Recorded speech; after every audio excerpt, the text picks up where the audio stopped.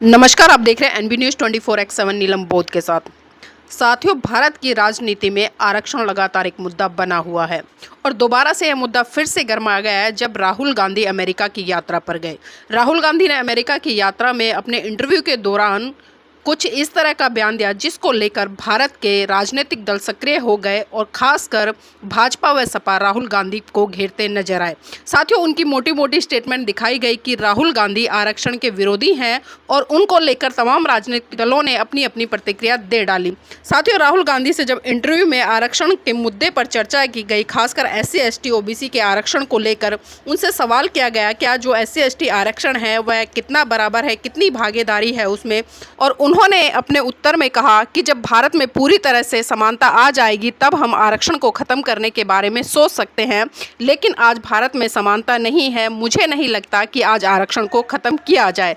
साथियों, ये स्टेटमेंट थी, इसी को लेकर तमाम दलों ने उन्हें घेरा।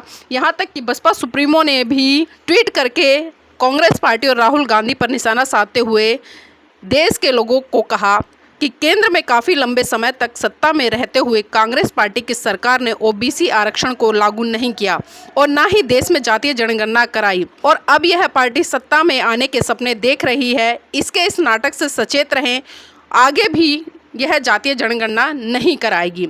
अब कांग्रेस पार्टी के सर्वे सर्वा श्री राहुल गांधी के इस नाटक से भी सतर्क रहें जिसमें उन्होंने विदेश में यह कहा है कि भारत जब बेहतर स्थिति में होगा तो हम SC ST OBC का आरक्षण खत्म कर देंगे।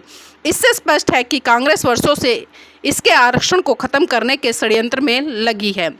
इन वर्गों के लोग कांग्रेसी नेता श्री राहुल गांधी के दिए गए इस घातक बयान से सावधान रहे, क्योंकि यह पार्टी केंद्र की सत्ता में आते ही अपने इस बयान की आड़ में इनका आरक्षण जरूर खत्म कर देगी। ये लोग संविधान व आरक्षण बचाने का नाटक करने वाली इस पार्टी से जरूर सजग रहें, जबकि सच्चाई में कांग्रेस शुरू से ही आरक्षण विरोधी सोच की रही है। केंद्र में रही इसकी सरकार में जब इसका आरक्षण का कोटा पूरा नहीं किया गया तब इस पार्टी से इनको इंसाफ न मिलने की वजह से ही बाबा साहब डॉक्टर भीमराव अंबेडकर ने कानून मंत्री पद से इस्तीफा दे दिया था। लोग सावधान रहे। तो साथियों, ये प्रतिक्रिया बहन कुमारी मायावती जी ने दी है और तमाम लोगों ने इसको लेकर अपनी अपनी प्रतिक्रिया दी है। और इसी कड़ी में कांग्रेस नेता राजेंद्र पाल गौतम जी राहुल गांधी के पक्ष में उतरे और उन्होंने कहा कि आज जो बहुजन नेता या बड़ी बड़ी पार्टियों के नेता राहुल गांधी की स्टेटमेंट को लेकर तोड़ मरोड़ कर दिखा रहे हैं, बड़े ही शर्म की बात है। उन लोगों को समझ आना चाहिए कि बाबा साहब ने भी आरक्षण को लेकर ये कहा था कि जब देश में समानता आ जाएगी तो आरक्षण खत्म हो जाएगा। साथियों, तमाम बहुजन नेताओं और तमाम पार्टियों की तरफ से जिस तरह से राहुल गांधी को घेरा गया, तो राहुल गांधी के समर्थन में उतरे कांग्रेस नेता राजेंद्र पाल गौतम जी। तो आप खुद सुनिए कि उन्होंने क्या कहा। नमो बुद्धाय, जय भीम, जय संविधान, जोहार। साथियों, अभी वॉशिंगटन DC के अंदर राहुल गांधी जी ने इंटरव्यू दिया और उसमें उनसे अनेकों सवाल पूछे गए, जिन सवालों का विस्तार से उन्होंने जवाब दिया। सवाल SC ST OBC के रिजर्वेशन से संबंधित थे, उनकी हिस्सेदारी भागीदारी से संबंधित थे, उनको अपॉर्चुनिटीज बराबर मिली हैं या नहीं और कैसे मिलेंगी, कैसे रिजर्वेशन कब तक चलेगा, कब खत्म होगा, उससे संबंधित है। उसके ऊपर राहुल गांधी जी ने जो बयान दिया वो बयान देखिए, ये है। Absolutely. Namaste, Rahul Gandhi ji. My name is Apurva Ramakrishnan, and well, because in your talk you did mention caste and reservation, I'm going to throw you a hardball question.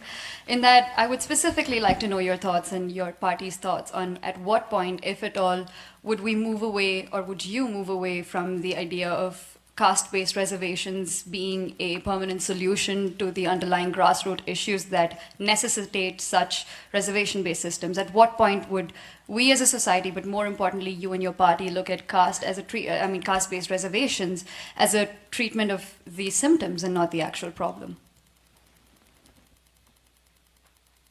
Why do you say caste-based reservations are treatment of the symptoms? Because I believe that the reservations, when they came about historically as well, were there to provide equal access to opportunity. And the issue is, even today, the access to opportunity is where the lag is there.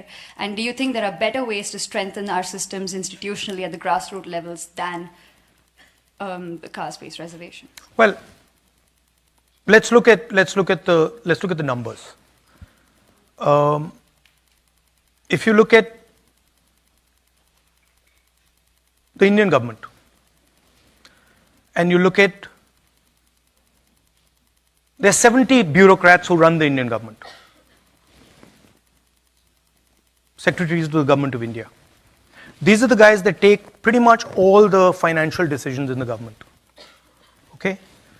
If you add up Dalits, tribals, OBCs, they come to 73%. Out of 70 people, there's one tribal. I think 3 Dalits, 3 OBCs. So, and I think a minority. So, 90% of India, in the government of India, has access to less than 10% of the positions that determine how money is going to be spent. And when you actually look at the financial numbers, then tribals get 10 paisa out of 100 rupees. Dalits get, I think, 5 rupees out of 100 rupees. And OBCs get a similar number. So, the fact of the matter is that they're not getting participation. Right? And the problem is that 90% of India is not able to play. Right? Go through the list of every single business leader in India. And I've done it. Show me the tribal name. Show me the Dalit name. Show me the OBC name. Out of the top 200, I think there's one OBC. They're 50% of India. So we're not treating the symptom. That's the problem. Right? Now, it's not the only tool. There are other tools. But we will think of scrapping reservations when India is a fair place. And India is not a fair place. Now, that creates a problem. Because there are many people who come from the upper castes, right, who say, look, what have we done wrong? Right? Why are we being punished? And so then you think about increasing dramatically the supply of some of these things. You think about decentralizing power. You think about involving many more people in the governance of our country. Right? You think of opening up, I mean, frankly, with all due respect, I don't think any of you are ever going to become Adani or Ambani. And there's a reason for that. You can't. Because those doors are closed. So, the answer to people in the general caste is you open those doors. उस बयान में जो राहुल गांधी जी ने कहा था, उसके छोटे से टुकड़े को काट के, कुछ सेकंड के टुकड़े को काटकर भारतीय जनता पार्टी ने इस्तेमाल किया राहुल गांधी जी के खिलाफ कि राहुल गांधी अनुसूचित जाति जनजाति का रिजर्वेशन खत्म करना चाहते हैं, जबकि ऐसा था नहीं। पूरा वीडियो अगर देखेंगे तो वो कह रहे हैं कि अनुसूचित जाति जनजाति पिछड़े वर्गों से 200 देश के बड़े उद्योगपतियों में एक भी उद्योगपति नहीं है। उन्होंने कहा कि जाति की जनगणना होनी चाहिए, उनका आर्थिक और शैक्षणिक सर्वे होना चाहिए। देश के लगभग 80 के आसपास जो सचिव हैं, ब्यूरोक्रेट्स हैं, भारत सरकार की जो आर्थिक नीतियां और तमाम नीतियां बनाते हैं, उसमें SC ST OBC का प्रतिनिधित्व नहीं है, जिसकी वजह से उनके लिए कोई योजनाएं नहीं बनती हैं। साथ ही साथ उनका उद्योग में, व्यापार में, प्राकृतिक संसाधनों में कोई हिस्सा नहीं है, न्यायालयों में उनकी भागीदारी नहीं है, मीडिया के अंदर उनकी भागीदारी नहीं है, हेल्थ केयर में उनकी भागीदारी नहीं है। तमाम क्षेत्रों में ये वंचित रह गया समाज। ऐसे हालात में दूसरी तरफ जाति की वजह से उत्पीड़न, इन सब हालातों में रिजर्वेशन का रहना जरूरी है। जब उनसे पूछा गया कि क्या रिजर्वेशन को खत्म करना चाहिए, कब करेंगे आप, तो उन्होंने कहा जिस दिन SC ST OBC के लोगों को समान अवसर मिल जाएंगे, संसाधनों में बराबर का हिस्सा मिल जाएगा, हिस्सेदारी भागीदारी सुनिश्चित हो जाएगी और जिस वजह से आरक्षण मिला था वो वजह खत्म हो जाएंगी, उस दिन आरक्षण को खत्म करेंगे। यानी यही बात तो डॉक्टर बाबा साहब अम्बेडकर जी ने कही थी कि जिस दिन सब लोग समान हो जाएंगे, जाति की वजह से उत्पीड़न बंद हो जाएगा, संसाधनों में बराबर हिस्सेदारी भागीदारी हो जाएगी, तब रिजर्वेशन को खत्म कर देंगे। तो कोई अलग बात तो कही नहीं है, लेकिन उसमें से पीस काट के जिस तरह भारतीय जनता पार्टी ने उसका इस्तेमाल किया, मुझे उसका परहेज नहीं है, क्योंकि भारतीय जनता पार्टी तो इस काम को करने की राजनीति कर रही है और वैसे भी गंदी राजनीति करती है। लेकिन बहुजन समाज के भी अनेकों लोगों ने और अनेकों नेताओं ने पूरे बयान को पढ़े और समझे बिना, सुने बिना भारतीय जनता पार्टी के सुर में सुर मिला दिया। ये तो शर्मनाक बात है। कम से कम पूरा बयान तो सुन लो, समझ तो लो, उसके बाद बोलो। जो डॉक्टर बाबा साहब अम्बेडकर जी ने बोला और वो जो हिस्सेदारी भागीदारी की बात है, 50% के आरक्षण की सीमा बढ़ाने की बात है, यही तो बातें राहुल गांधी जी ने की है। नेचुरल रिसोर्सेज सहित तमाम क्षेत्रों में, न्यायालय में, मीडिया में, हर जगह उनको हिस्सेदारी मिले, यही बात की है। इसमें गलत क्या कहा है?